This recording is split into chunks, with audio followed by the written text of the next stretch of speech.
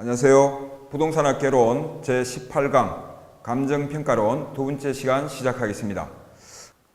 자, 94쪽에 보시면 수험생 여러분들이 많이 어려워하는 감정평가의 세 가지 방식이 나오고 있습니다.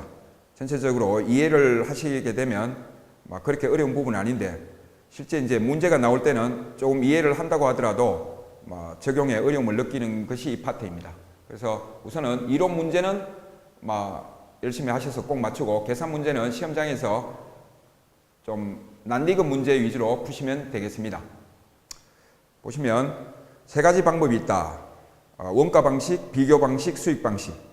또 원가 방식도 가격을 평가하면 원가법, 임대료를 평가하면 적산법, 그 다음에 비교 방식도 가격을 평가하면 거래 사례 비교법, 임료를 평가하면 임대 사례 비교법, 그 다음 수익 방식도 가격을 평가하는 것은 수익 환원법이라고 하고 임료를 평가하는 것은 수익 분석법이라 하는데 그것에 평가해서 나온 가격에 또 이름이 각각이 있습니다. 자, 원가법에서 대상 부동산의 가격을 평가하게 되면 그것을 적산가액이라 한다. 즉 원가 가액 이러면 가가 붙어 있어 발음하기가 어렵습니다. 그래서 적산가액, 즉 임료를 구하는 적산법의 이름과 같습니다만은 원가 가액 하면 발음이 좀 겹치므로 적산가액 그렇게 하는가 보다 이렇게 생각하시면 좋을 것 같습니다. 그 다음에 원가법에 의한 임대료를 구하는 것을 적산법이라 하고 적산법에 의해서 구해진 가격 이름을 적산임대료라 한다. 그 다음에 비교 방식에서는 대상 부동산의 가치는 거래 사례 비교법으로 평가하고 그 가액 이름은 비준가격, 대비하여 준한 가격 이렇게 줄임말이 되겠습니다. 그 다음에 비교 방식에 의한 임대 사례 비교법으로 구한 그 임료는 비준 임대료라고 이름 붙이고 있습니다.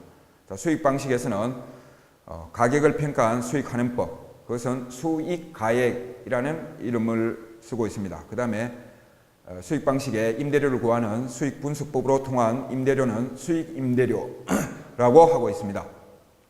특징을 한번 보시면 원가법은 가격을 평가하는데 비용을 살펴본 것이고 그 다음에 비교 방식은 시장성을 살펴본 것이고 그 다음에 수익 방식은 수익 방식을 살펴본 것이고 또 특징을 보시면 비용성은 생산자의 비용이므로 공급자 가격이 될 것이고 그 다음에 시장성은 수요자와 공급이 만나는 곳이 시장이므로 균형 가격이 될 것이고 수익성은 수요자 입장에서 바라본 가격이 될 것입니다.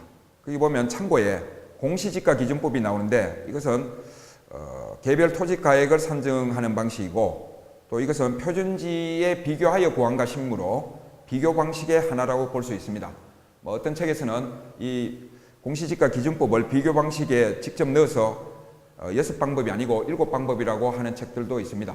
그러나 저는 일단 두 가지 이렇게 분류하는 것이 암기에 도움이 되므로 공시지가 기준법은 따로 빼두고 비교 방식의 하나다 정도만 알면 되지 않겠나 이렇게 생각했습니다. 그 다음에 두 번째 시상가액의 조정이 나옵니다. 자, 이런 식으로 해서 어떤 대상 물건을 평가해서 원가 방식 또는 비교 방식, 수익 방식으로 평가해서 구한 가격을 시상가액이라 하는데 시산적 의미를 가진다. 그렇게 되어 있고요. 그 다음에 시상가액은 조정해야 된다.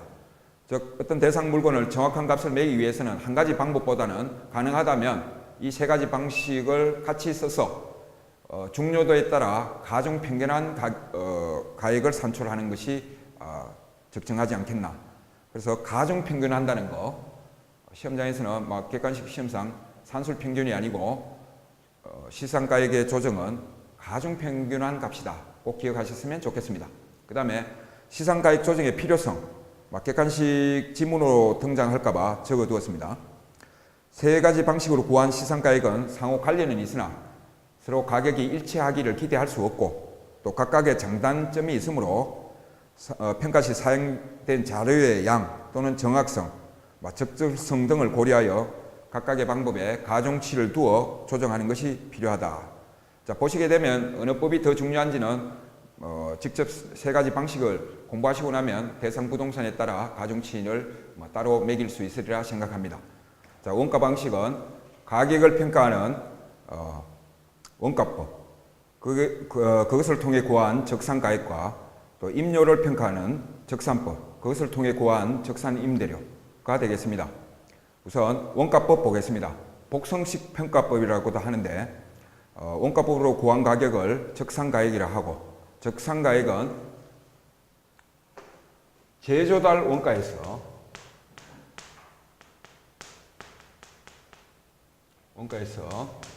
감가 수정을 통한 감가 누계액을 빼면 원가법에서 구한 적산가액이 되겠습니다. 우선 원가법을 적용하는 대상을 살펴보겠습니다. 재생산이 가능한 삼각자산이다. 즉 삼각자산이라 하는 말은 시간이 지나면 노후와 만멸로 인해서 가치가 감소하는 자산, 그런 뜻이 되겠습니다. 우선 거기에 속하는 것으로서는 건물, 건설기계, 항공기, 선박 이런 것은 시간이 지나면 감가를 통해서 가격을 조정해야 되겠습니다. 자, 이것을 대상으로 하는데 또 한 가지 기준은 시장성이 없거나 수익성이 없으면 원가법을 적용할 수밖에 없겠습니다. 그거에 해당되는 곳은 학교, 정부청사, 공공용 도서관, 이것은 수익을 목적으로 하는 것도 또 시장의 거래를 목적으로 만든 것도 아니므로 가치를 평가할 때 원가법을 적용할 수밖에 없는 것이 되겠습니다. 그 다음에 토지 중에서 조성지, 매립지.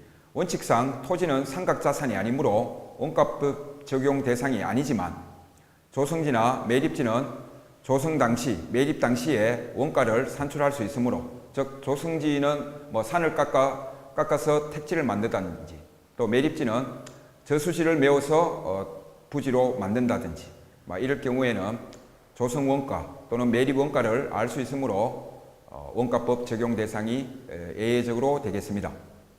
그리고 제조달 원가의 산정 기준은 도급 방식이라 했는데 자체 건설을 했다 하더라도 이것을 다른 사람에게 넘겼을 때 그 조달 원가가 아무래도 객관성을 갖고 있으므로 자가 건설이라 하더라도 도급 방식을 준용한다는 거 꼭 명심하시기 바랍니다. 그리고 기준 시점에서 신축하는 데 소요되는 비용의 상한선이다. 중고 재현 비용이 아니다. 제조달 원가는 기준 시점에서 신축할 때 들어가는 비용이 제조달 원가가 된다. 꼭 명심하시고요. 아까 언급한 것처럼 자가건설이라도 도급건설에 준하여 산정하라. 그 다음에 수급인의 적정 이윤도 표준적 건설 비용에 포함된다. 우선 전체적으로 원가법이 무엇인지 한 번만 더 칠판을 통해서 설명드리겠습니다. 만약에 어떤 A씨가 지금으로부터 한 10년 전인 2007년에 1억짜리 건물을 건설했다고 보겠습니다. 그래서 원가가 1억이었다. 근데 시간이 지나서 물론 내용 연수는 훨씬 더 길겠습니다만 한 10년 경과된 2017년에 가치를 평가하고 싶다. 이럴 경우 건물은 삼각자산이므로 10년이 경과하는 동안에 감가가 계속되어서 감가 누계액이 발생할 것입니다. 그래서 감가 누계액을 대략 한 3천만 원, 3천만 원의 감가 누계액이 발생했다. 그러면 처음에 1억인데 3천만 원의 감가가 되었다면 실제 7천만 원, 이렇게 단순하게 보면 어떤 옆에 B씨를 알고 있었는데 B씨가 7천만 원의 건물을 넘기라고 하면 그 A씨는 아마 이렇게 말할 것입니다. 이 사람아, 지금 1억에 그 건물 지을 수 있나? 이렇게 말할 수 있겠습니다. 바로 지금 시점에 지을 때 들어가는 원가, 그것이 처음에 거기에 나오는 2번의 기억에 현재 기준 시점에서 신축하는 데 들어가는 비용의 상한선을 우선 알아야 되는데 그 상한선을 제조달 원가라고 합니다. 만약에 똑같은 공법을 적용하여 2007년에 썼던 공법과 또 재료를 그대로 해서 짓는다면 현재 만약에 1억이 아니고 제조달 하는데 들어가는 비용이 1억 2천이다. 이렇게 보면 즉 7천만 원에 팔라는 것은 현재 기준에서도 1억으로 보고 감가액 3천만 원을 뺀 것이지만 실제 원가법이라고 하는 것은 현재 기준 시점에서 제조할 때 들어가는 비용에서 감가를 적용하기 때문에 9천만 원, 즉 1억 2천에서 3천만 원을 뺀 9천만 원 이렇게 평가하는 것이 원가법이다. 이렇게 아시면 좋겠습니다. 즉 원가법이라는 것은 기준 시점에서 재조달하는 데 들어가는 비용에서 감가를 적용하는 것이지 원래 조달할 때 들어가는 비용이 아니다는 거, 그거 명심하셨으면 좋겠습니다. 밑에 참고사항에 단위당 건물의 재조달 원가, 이거 실제 시험에 출제되었던 문제를 단순화시켜 봤습니다.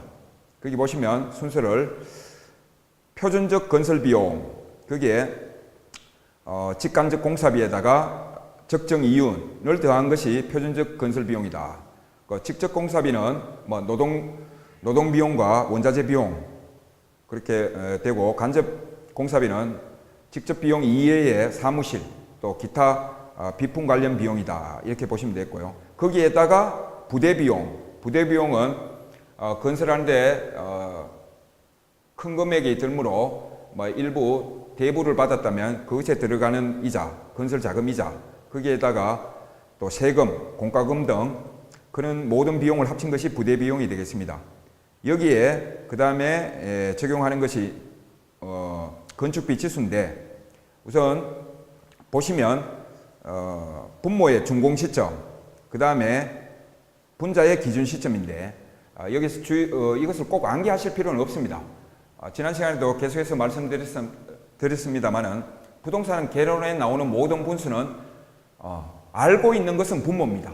알고 있는 것은 분모고, 그 다음에 알고 싶은 것이 분자입니다. 그렇다면은 뭐 기존에 알고 있다라는 시점에서 본다면은 준공 시점이 분모로 들어가는 것이 맞고, 현재 건축비 지수는 지금 찾아내어서 적용해야 되기 때문에 분자에 가 있다. 여기서 좀 헷갈릴 수 있는 것은 보통 기준이라면 기준이 분모일 것 같은데 여기서는 기준 시점은 현재를 말하는 뜻이므로 오히려 분자에 가 있습니다. 그래서 공부하실 때 첫 번째 원칙, 즉 우리 부동산학 개론에 등장하는 모든 분수는 알고 있는 것, 그것이 분모고 알고 싶은 것이 분자다. 그런 시점에 보면 알고 있는 것은 과거 시점이고 알아야 될 것은 현재 시점이므로 기준 시점은 현재를 뜻하므로 기준 시점이 분자에 있다. 그렇게 보시면 굳이 암기하려 할 필요는 없겠습니다.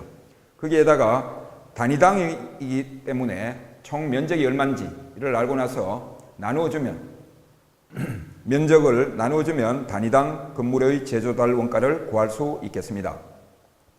그러면 제조달 원가로 쓰이는 두 가지를 함께 보겠습니다. 재생산 비용, 이것은 건물을 똑같이 마치 복제하듯이 만들 때 들어가는 비용, 그것이 재생산 비용이 되겠습니다. 이것은 신축 건물에 적합하다 이렇게 되어 있고요. 대상 부동산과 자재, 공법 등 물리적 동일성을 지닌 부동산의 신규 조달에 소요되는 비용이다. 그렇고요. 그 다음에 대체 비용을 쓸 때가 있다. 이것은 오래된 건물에 적합하다. 그렇게 되어 있습니다. 만약에 대체 비용을 쓴다는 말은 시간이 너무 흘러서 제조달 원가를 산정하는데 쓸 옛날에 그 건물을 지을 때 공법이 바뀌어 있다든지 이렇게 된다면은 현재 그 공법이 사라진 상태에서 제조달 원가를 산정하는 것이 불가할 때는 효용이 비슷한 다른 부동산, 지금 건물이 주는 효용을 주는 그 건물을 대상으로 그 건물을 신규 조달하는 데 들어가는 비용, 그렇게 파악을 할 수 있겠습니다. 이것은 복제를 할 수 없을 때, 복제를 할 수 없는 경우 제조달 원가는 그와 비슷한 효용을 주는 대체 건물을 통해서 구할 수 있다. 그렇게 제조달 원가는 두 가지 방법이 있다. 그렇게 보시면 되겠고요. 거기 볼 때 대체 비용, 대체 건물을 가지고 제조달 원가를 산정할 때에는 기능적 감가는 불필요하다. 그래서 기능적 감가는 내부 설계의 불량으로 인해서 개별 부동산에 발생하는 감가인데, 여기에서는 처음부터 효용이 동일하다고 봤기 때문에 기능적 강가는 필요 없다. 이것도 객관식 목적상 알고 지나가셨으면 좋겠습니다. 넘기겠습니다. 그러면 자, 원가법에서 가장 중요한 강가 수정에 대해서 공부해 보겠습니다. 앞에서 체유효 원칙을 하면서 일부 강가에 관련된 내용을 언급했습니다. 여기서 같이 전부 보겠습니다. 대상 물건에 대한 재조달 원가에서 물리적, 기능적 강가, 물리적, 기능적, 경제적 강가 등을 고려한 금액, 그걸 공제하여 기준 시점에서 대상 물건의 가액을 적정화하는 작업, 그게 강가 수정이 되겠습니다. 그러면 강가 수정의 방법, 강가 요인을 먼저 보겠습니다. 물리적, 기능적, 경제적, 체유효 원칙에서는 잠시 언급했는데 여기에서 다시 전체적으로 보겠습니다. 물리적은 눈에 보이는 강가입니다. 그래서 주로 시간의 경과 등에 따른 강가, 그리고 자연재해라든지 또는 재해로 인해서 건물이 파손, 노후화 될 때 물리적 강가라고 하고요. 또 체유효 원칙의 원칙에서 언급한 바로 변동의 원칙이 체유효 원칙의 전제 원칙인 변동의 원칙, 즉 변동의 원칙 할 때 변동은 시간 변동이라고 말씀드렸습니다. 그래서 시간에 따른 강가이므로 변동의 원칙과 관련된다. 그렇게 보시면 되고요. 그 다음에 기능적 강가는 개별 건물 자체의 설계 부실 또는 초과 설비, 가소 설비, 설비 불량으로 인한 강가, 또 형식이 오래돼서 구식화돼서 발생하는 강가, 건물과 부지의 부적응, 그래서 기능상 부조화, 그래서 발생하는 강가가 되어 있고요. 균형의 원칙을 외울 때 앞에 내부라는 말을 넣어서 외우라고 했습니다. 체유의 원칙의 내부 원칙, 내부 균형의 원칙. 그래서 개별 부동산의 내부와 관련되므로 체유의 원칙의 내부 원칙인 균형의 원칙도 함께 관련지어 아시면 좋겠습니다. 그 다음에 경제적 강가. 경제적 강가는 개별 부동산의 문제가 아니라 개별 부동산이 속한 지역과 관련된 외부 환경과 관련된 강가가 되겠습니다. 인근 지역이 쇠퇴했다든지 또는 인근 지역의 용도와 맞지 않는 어떤 건물이 있다든지 이럴 때는 외부적 요인에 인해서 대상 부동산이 강가가 되는 경우, 그래서 이것은 적합의 원칙과 관련되는데 체유효 원칙의 외부 원칙의 하나인 적합의 원칙을 공부할 때 앞에다가 외부라는 말을 넣어서 외우라고 했습니다. 즉 경제적 강가는 외부 요인에 의한 강가이고 원칙은 외부 적합의 원칙, 즉 적합의 원칙과 관련되고 있습니다. 자, 객관식 목적상 꼭 구분하여 암기하시기 바랍니다. 거기에 또 참고가 중요한데 신축 건물이더라 하더라도, 즉 신축 건물은 물리적 강가는 없겠죠. 물리적 강가는 없지만 내부에 들어가 보니까 엘리베이터가 없다든지 또는 여러 가지로 시설이 불량하다든지 밖에서는 몰랐는데 들어가 보니까 설비나 설계가 좀 맞지 않다. 즉 신축 건물이라 하더라도 기능적 강가는 존재할 수 있고, 또 신축 건물이라 하더라도 자기 개별 부동산과 관련되지 않은 외부 요인의 강가는 얼마든지 존재할 수 있으므로 신축 건물은 강가되지 않는다 하면 틀린 지문이 되겠습니다. 물론 물리적 강가는 없다. 그것은 맞는 지문이 되겠습니다.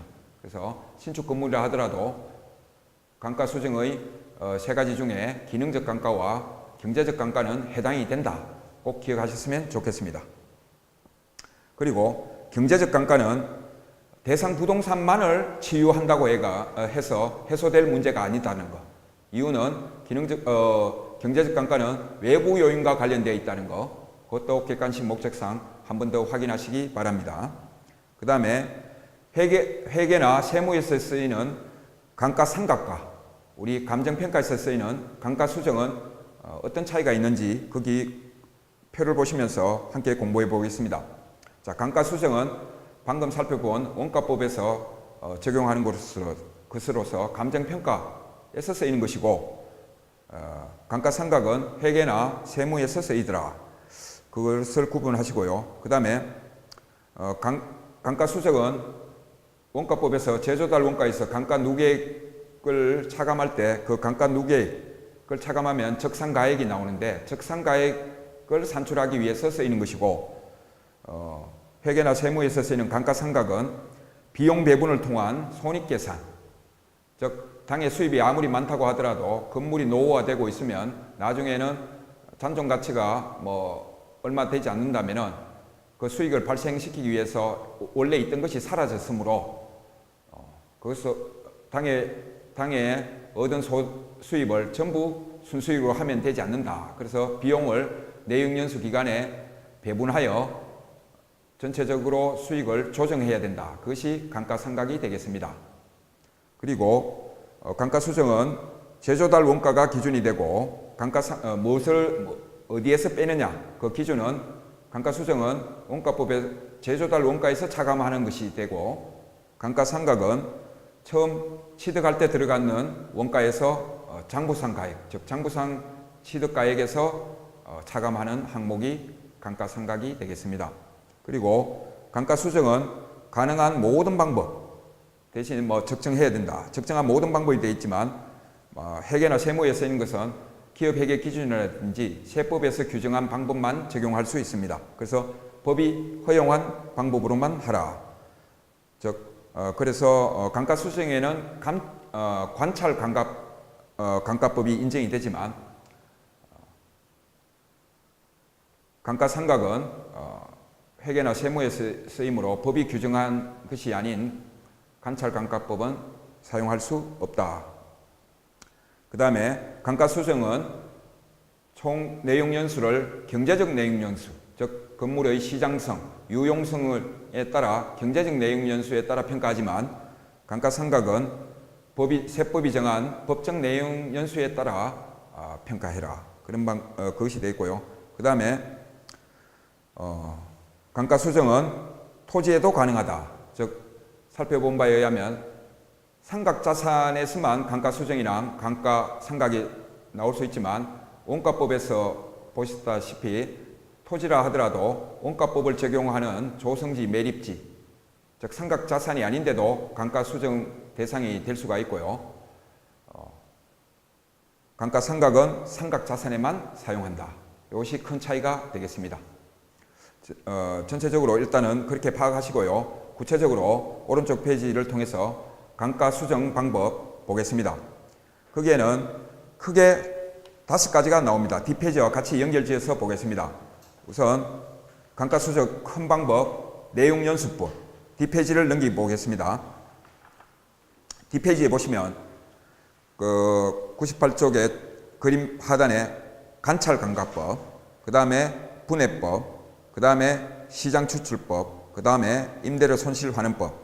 자, 그러면 이것을 공부 목적상 억지로라도 말을 관련지어서 한번 보겠습니다. 감가수정이라는 아버지한테 아들이 5명 있습니다. 그것이 첫째가 내용연수고, 둘째가 관찰이고, 셋째가 분해고, 넷째가 시장추출이 되고, 다섯째가 임대료 되겠습니다. 그러면 첫째 아들은 나이가 들어 장가를 가서 다시 또 아들을 3명 낳았습니다. 그것이 첫째가 정액이, 둘째가 정률이, 셋째가 상환기금이가 되겠습니다. 자, 그러면 일단은 분류를 그렇게 하셔야만 전체적 내용을 파악할 수 있습니다. 첫째 아들 내용연수에는 다시 아들이 있는데 첫째가 정액이, 둘째가 정률이, 셋째가 상환기금이가 되겠습니다. 자, 그러면 감가수정 구체적으로 알아보겠습니다. 첫째, 내용연수 방법의 첫째 아들인 정액법을 보겠습니다. 정액법은 보시다시피 매년 감가액이 금액이 정해져 있다. 그러면 어떻게 하면 되느냐? 경제적 내용연수로 전체 감가총액을 나누어 주는 겁니다. 그래서 만약에 이것은 전체 감가총액을 알아야 되기 때문에 경제적 내용연수가 다 했을 때 잔존가액이 남을 수 있습니다. 물론 0이 될 수도 있고요. 그렇게 하는데 우선 감가총액,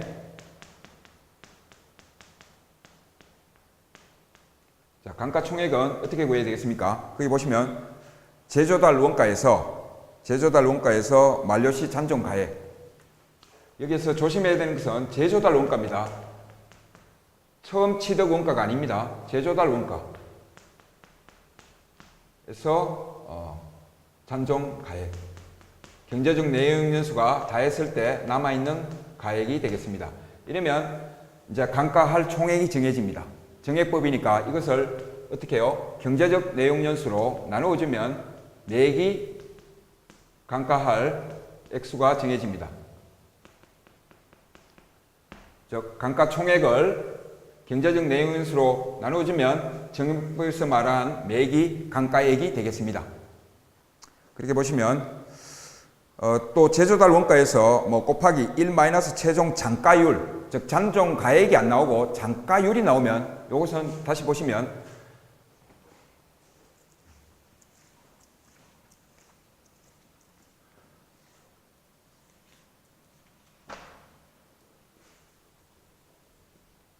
만약에 건물이 마지막에 잔존 가액이 아니고 잔가율, 전체 가액에서 10% 정도만 남더라. 이러면 90%는 감가가 되고 10% 정도만 남는다. 그러면 감가 총액은 얼마겠느냐?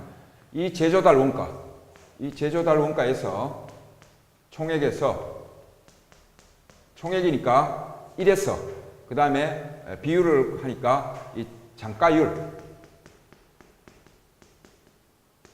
하면 이것을 곱해주면 이 남아있는 감가될 부분이 90%다. 이것을 알 수가 있겠습니다. 그래서 두 가지 방법이 있는데 감가 총액을 구할 때는 잔존 가액이 나오면 만료시에 잔존 가액이 나오면 제조달 원가에서 직접 빼시면 되고요. 감가 총액은 만약에 최종 잔가율이 나오면 1에서 최종 잔가율을 빼고 다시 제조달 원가에 곱하면 감가 총액을 구할 수가 있겠습니다. 그 다음에 감가 누계액은 매년 감가액은 정해져가 있는데 시간이 얼마만큼 지났는가? 그러면 지금까지 감가가 얼마가 되었을지 알 수가 있겠습니다. 그래서 경과 년수를 매년 감가액에 곱해주면 감가 누계액이 되겠습니다. 그러면 적산가액은 바로 제조달 원가에서 감가 누계액을 차감하고 있습니다. 그래서 그게 특징은 매년 감가하는 금액은 일정하다는 것, 액수가 일정하다. 그리고 감가 누계액은 시간의 지남에 따라 정비례한다. 그렇게 보셔야 되겠습니다. 그게 예제를 하나 드러났는데 같이 보겠습니다. 자, 다음과 같이 조사된 건물의 가격 시점 현재의 원가법에 의한 감정평가 가격은, 자, 그러면 가격 시점이 2007년 5월 30일이다. 건축비는 약 2억 원이다. 그리고 여기 보시면 차이점은 가격 시점은 2007년인데 건축비가 들어가는 시점은 2005년. 그래서 이 차이를 일단은 2년 정도 차이가 있다는 거 보시고, 그러면 건축비는 준공 시점에서 가격 시점까지 10% 상승, 그리고 가격 시점 현재 잔존 내용 연수. 자, 요게 중요하죠. 자, 가격 시점은 2007년인데 준공 시점은 2005년이죠. 그러니까 2007년에서 18년 남았다면 지금 2007년은 가격 시점이고 준공 시점은 2005년이므로 실제 총 내용, 경제적 내용 연수는 18년에다가 2를 더한 20년이라는 사실, 20년이라는 사실, 요게 간과해 있으면 안 되겠죠. 그 다음에 여기에는 잔존 가액이 아니고 잔존 가치율 10% 되어 있습니다. 그러면 그 옆에 바로 풀이법을 보겠습니다. 여기서 적용할 때 조심해야 되는 것은 경제적 내용 연수가 준공 시점으로부터 계산되어야 하므로 가격 시점부터 18년이라고 했으니 실제로는 2년을 가산한 경제적 내용 연수는 20년이다라는 거, 그거 꼭 명심하셔야 되겠습니다. 거기에다가 제조달 원가에서 잔존 가치를 차감한 금액, 그렇게 되어 있죠. 자, 그렇게 되면 제조달 원가에서 잔존 가치를 차감하면 감가 총액이 되겠습니다. 그 감가 총액을 경제적 내용 연수로 나누어져야 되겠습니다. 그래서 적용하면 경제적 내용 연수는 20이니까 분모에 20을 적으시고요. 그 다음에 거기 보시면은 제조달 원가를 보셔야 되겠는데, 제조달 원가를 어떻게 산정해야 되겠습니까? 건축비는 준공 시점부터 가격 시점까지 10% 상승했답니다. 그러면 2005년도에 지을 때는 2억이 있지만 제조달 원가를 산정하는 기준 시점에서는 2년이 경과해가 10% 상승했다고 봐야 되겠습니다. 2억의 10%는 2천만 원. 그래서 제조달 원가는 2억 2천만 원이 되겠습니다. 2억 2천만 원인데 거기 보시면 내용연수 만료 시에 잔존 가치율이 10%라고 하고 있습니다. 그러면 2억 2천만 원짜리가 내용연수가 만료되면 90%는 감가가 되고 10%가 남기 때문에 2억 2천의 10%는 2,200만 원이 되겠습니다. 그러면 분자가 결정됩니다. 2억 2천에서 2,200만 원을 차감한 그것이 감가총액. 그 감가총액을 내용연수 20년으로 나누어주면 990만 원이 되겠습니다. 근데 지금 현재 기준 시점이 준공 시점에서 2년이 경과했기 때문에 990만 원이 두 번 적용되었다고 보고 990만 원 곱하기 2를 하면 감가 누계액 1980만 원이 되겠습니다. 그러면 다시 산식으로 돌아가면 제조달 원가 2억 2천에서 감가 누계액 1980만 원을 빼면 답은 2억 20만 원이 되겠습니다.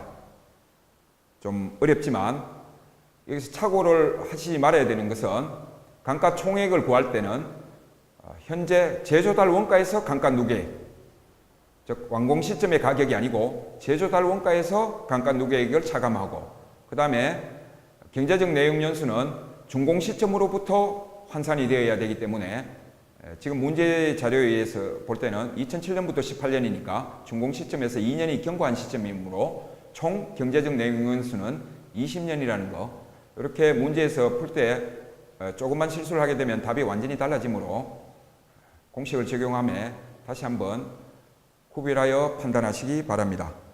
그러면 정률법 들어가겠습니다. 이것은 매년 감가액에 적용하는 비율이 일정하다. 액수가 아니고 비율이 일정하다. 그래서 정률법을 체감상각법이라고 하는데 그 이유를 칠판을 통해서 보겠습니다.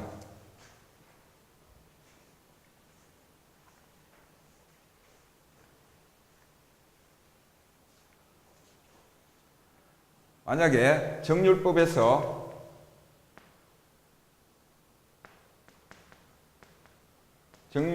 정한 감가율이 20%, 물론 계산 산식에 적용할 때는 0.2로 곱해줘야 되겠습니다. 자, 20%를 감가율로 정했다. 매년 감가율이 일정하다고 했습니다. 만약에 원본 감가 대상 부동산 가치가 1억짜리였다면 1억짜리라고 보겠습니다. 그러면 첫 해의 감가액은 어떻게 되겠습니까? 첫 해는 감가율이 0.2니까 1억에 0.2를 곱하면 감가액은 어떻게 되겠습니까? 2천만 원. 2천만 원이 첫 해에 발생한 감가액이 되겠습니다. 그러면 두째 해에는 어떻게 해야 되느냐? 이미 2천만 원이 감가됐다고 한다면 원본 가격이 두째 해에는 1억이 아니고 2천만 원이 감가되어 있으니 8천만 원이 되겠습니다. 그러면 그 8천만 원에 다시 0.2를 곱하면 1,600만 원이 되겠습니다.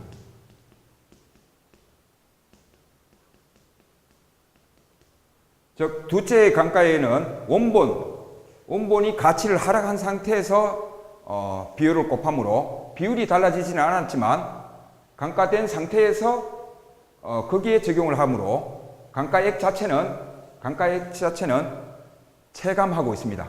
그래서 체감상각법이라고 하는 이유, 감가액이 원본 가격의 가치 하락에 따라 곱해주는 비율은 일정하지만 감가액 자체는 내려오고 있기 때문에 체감이라 합니다. 한 번 더 3년째를 보겠습니다. 3년째에는 원본 가격이 다시 두째 때 1,600만 원이 차감되었으므로 8천만 원에서 1,600만 원을 빼면 6,400만 원이 되겠습니다. 자, 6,400만 원에 다시 감가율 0.2를 곱하면 이걸 곱하면 1,280만 원이 되겠습니다. 1,280만 원.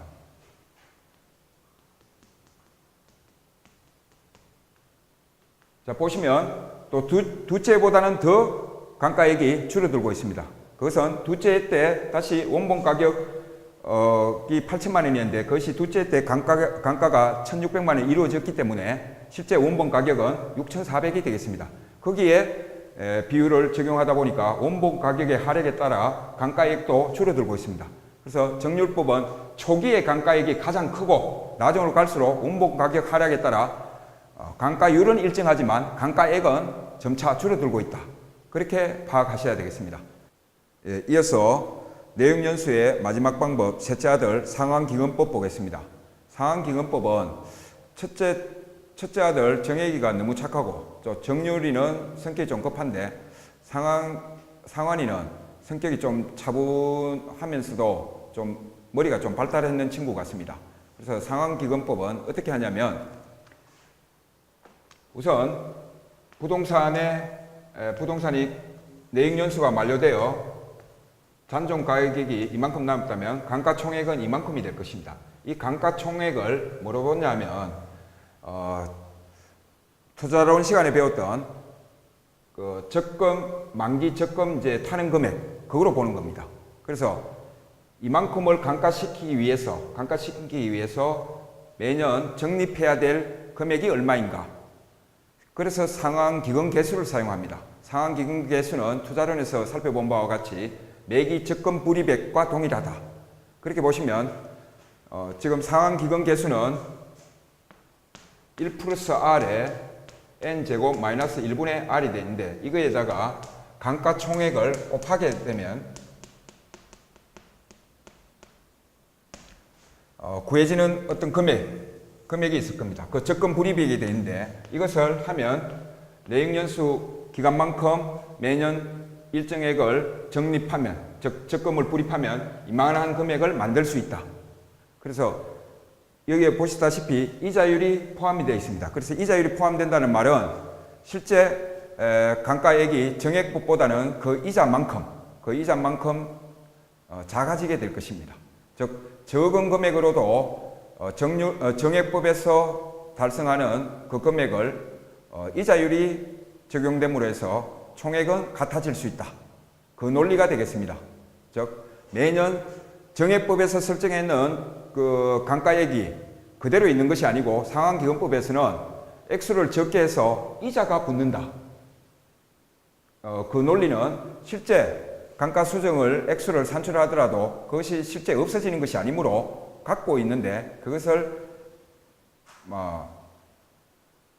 적금으로 넣어둔다. 그렇게 보시는 겁니다. 그러면 적금을 들게 되면 실제 이자가 붙어서 적은 금액으로도 정액법의 총액과 같이 만들 수 있다. 그 논리가 되겠습니다. 그래서 이자만큼 차감되니까 참고도 그림을 봐주시면 실제 감가액은 정액법과 상환기금법에는 이자만큼 상환기금법이 매년 적립하는 금액이 작아진다. 그 논리가 되겠습니다. 그리고 초기 감가는 살펴본 바와 같이 정률법이 가장 많고 정률법의 최고 내역연수 만료 시에는 정률법은 미상각 잔액이 작아지므로 거기에 적용하는 정률을 적용하더라도 금액이 가장 작아지겠습니다. 그래서 여기에서 공부 목적상 꼭 아셔야 되는 것은 정률법은 초기 감가액이 가장 높지만 내역연수 만료 시에는 가장 작아진다. 그리고 정액법과 상환기금법은 이자만큼 상환기금법의 적립액이 작다. 그렇게 보시면 되겠습니다.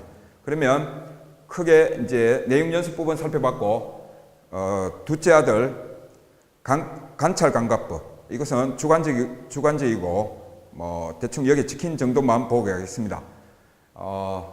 조금 이쪽에 지식과 경험을 가진 사람을 불러서 대충 이 정도면 어느 정도 빼주라. 그것이 관찰감가법이 되겠습니다. 그 다음에 분해법은 감가 요인을 하나하나 나누어서 물리적 감가, 기능적 감가, 경제적 감가에 따라 감가액을 산정하여 그 금액을 모두 합하면 감가가 된다. 그런 뜻이 되어 있고요.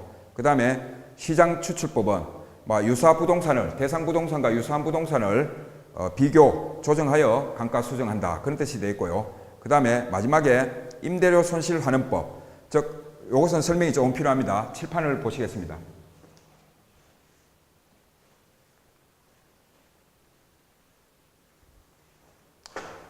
자, 똑같은 어떤 건물이 있는데 하나는 신축 건물, 막 2017년에 지었다 치고 또 하나의 건물은 2007년에 지었다. 그런데 이 건물에 입주하는 임차인은 막 똑같은 평수를 차지하는데 막 100만 원을 지불한다 월. 근데 이쪽은 만약에 건물이 너무 노후화돼서 70만 원만 입금한다 매월. 그렇게 보면 이 30만 원이 이제 임대료 손실이 발생하게 되겠습니다. 그래서 남아있는 기간 동안을 임대료 손실 부분을 합치면 그 건물이 낙후되어서 발생한 손실, 즉 그것이 감가다. 논리가 그렇게 되겠습니다. 물론 적용할 때는 임대차 총 기간 동안에 발생하는 손실을 그것은 한꺼번에 발생하는 것이 아니기 때문에 환원이라는 말을 쓰는 것은 환원은 할인하라는 뜻입니다. 할인. 그래서 미래에 있는 것을 당겨와라. 그것이 환원이라는 뜻입니다. 뭐 복구한다는 뜻이 아니고요. 임대료 손실을 환원하라는 것은 현재 가치로 산출하라. 즉 할인하라는 뜻이 되겠습니다. 이 할인한 금액을 총액을 합치면 바로 이 건물이 낙후되어서 발생했는 임대료 손실이 전체 감가액이 된다. 그런 논리가 되겠습니다. 우선은 시험 목적상 크게 감가 수정은 5가지 방법이 있고 첫째 아들 내용연수에는 정액, 정률, 상환기금이라는 세 아들이 있다. 그렇게 보시면 되겠습니다. 이상 수고하셨습니다. 제 18강을 마치도록 하겠습니다. 몇 분 걸렸어요?